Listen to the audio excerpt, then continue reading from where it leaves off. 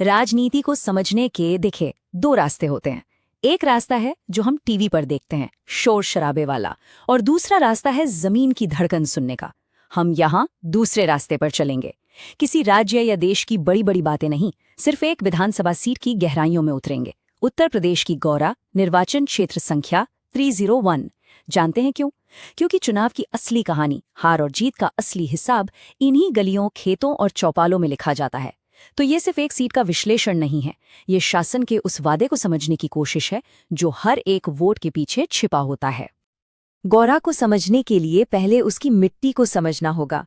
ये कोई शहर नहीं है, यहाँ की 100% आबादी गांव में रहती है। इसका मतलब है कि यहाँ जिंदगी का पहिया मौसम के हिसाब से घूमता है।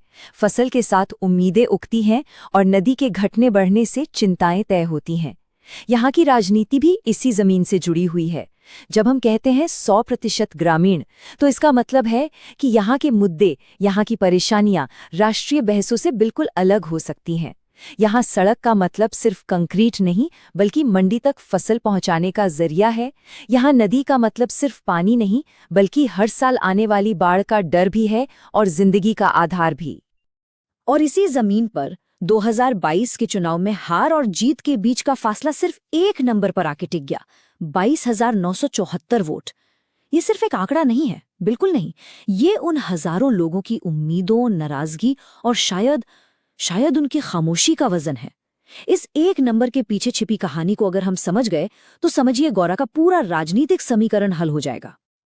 तो चलिए इस कहानी को परत दर परत खोलते हैं। सबसे पहले हम गौरा के समीकरण को समझेंगे, फिर पिछले जनादेश के आंकड़ों को खंगालेंगे। इसके बाद जमीन की असली आवाज, लोगों की असली तकलीफें सुनेंगे।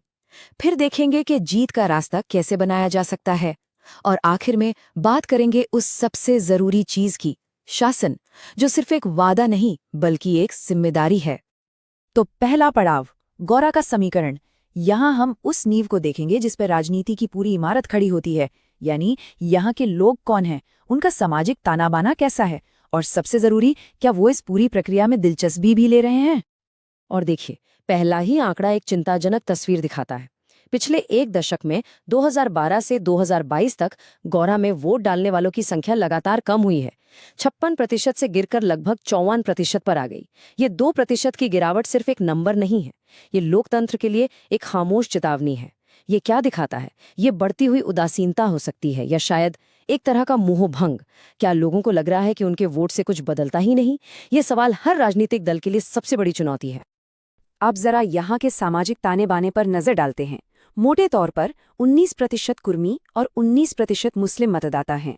ये दो सबसे बड़े और संगठित समूह हैं। इनके अलावा 16% अनुसूचित जाति के वोटर हैं और बाकी के 46% में दूसरी पिछड़ी जातियां और सवर्ण आते हैं। अब कागज पर तो ये गणित बहुत आसान लगता है, लेकिन जमीन पर राजनीति गणित नहीं, रसायन शास्त्र है। ये विश्वास का खेल है। सिर्फ जातियों को जोड़ लेने से चुनाव नहीं जीते जाते, और यहीं पर हमारे संवैधानिक मूल्य अहम हो जाते हैं। एक जिम्मेदार नागरिक संवाद का मतलब है कि हम इन आंकड़ों का इस्तेमाल लोगों को बांटने के लिए नहीं, बल्कि उनकी जरूरतों को बेहतर ढंग से समझने के लिए करें, पूरी गरिमा और सम्मान के साथ। चलिए अब जरा पिछले चुनावों के जनादेश का फोरेंसिक विश्लेषण करते हैं। ये समझने की कोशिश करते हैं कि पिछले 10 सालों में गौरा का वोटर किस तरफ झुका, और सबसे जरूरी, क्यों झुका। वोट आखिर कहाँ से आए और कहाँ चले गए। ये 3 चुनाव और इन कुछ नंबरों में पूरी कहानी छिपी है। देखिए, 2012 में बीजेपी सिर्फ 20% पर थी, जबकि सपा 26% के साथ आगे थी। लेकिन फिर आया 2017 और सारा खेल पलट गया। बीजेपी का वोट शेयर सीधा दोगुना होकर 42% पर पहुंच गया। और कमाल की बात यह है कि 2022 में भी वो इस आंकड़े को लगभग बनाए रखने में कामयाब रही। दूसरी तरफ समाजवादी पार्टी का वोट शेयर ऊपर नीचे होता रहा, लेकिन वो बीजेपी के इस नए गढ़ को भेद नहीं पाई। ये चार्ट उसी कहानी को और भी साफ तरीके से दिखाता है। 2012 से 2017 के बीच ये जो उछाल है, ये असाधारण है। लेकिन राजनीति में, जैसा मैंने कहा, शिखर पर पहुंचना एक बात है और वहां टिके रहना बिल्कुल दूसरी। बीजेपी ने 2017 में जो जमीन हासिल की, 2022 में उस पर अपनी पकड़ मजबूत रखी। ये एक बहुत बड़ा संकेत है कि उन्होंने एक नया और टिकाऊ वोटर बेस बना लिया है। लेकिन बीजेपी की इस बढ़त के पीछे एक और बहुत बड़ी कहानी है, और वो है तीसरे खिलाड़ी का मैदान से बाहर हो जाना।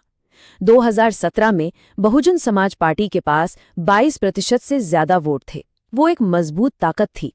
लेकिन 2022 आते आते उनका वोट शेयर घटकर सिर्फ 6.5% रह गया। ये एक राजनीतिक भूचाल था। इसने एक बहुत बड़ा वैक्यूम, एक खाली जगह बना दी। अब सवाल ये है कि बीएसपी का ये जो 16% वोट था, वो आखिर गया कहाँ? इसी सवाल के जवाब में 2022 के नतीजों का राज छिपा है। तो तस्वीर अब बिल्कुल साफ है।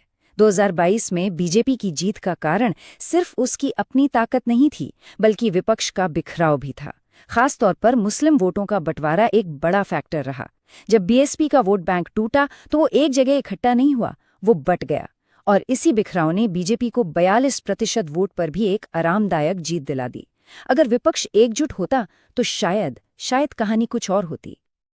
अच्छा, अब तक हमने बात की आंकड़ों की, वोट शेयर की, गणित की। लेकिन चुनाव सिर्फ गणित से नहीं जीते जाते। चुनाव जीते जाते हैं लोगों की जिंदगी के असल मुद्दों से। तो चलिए अब आंकड़ों की दुनिया से बाहर निकलते हैं और जमीन की वो आवाजें सुनते हैं जो अक्सर बड़े बड़े भाषणों के शोर में दब जाती हैं। कब तक ये लोग हिंदू मुसलमान की बात करेंगे? हमारी सड़कें तो देखो।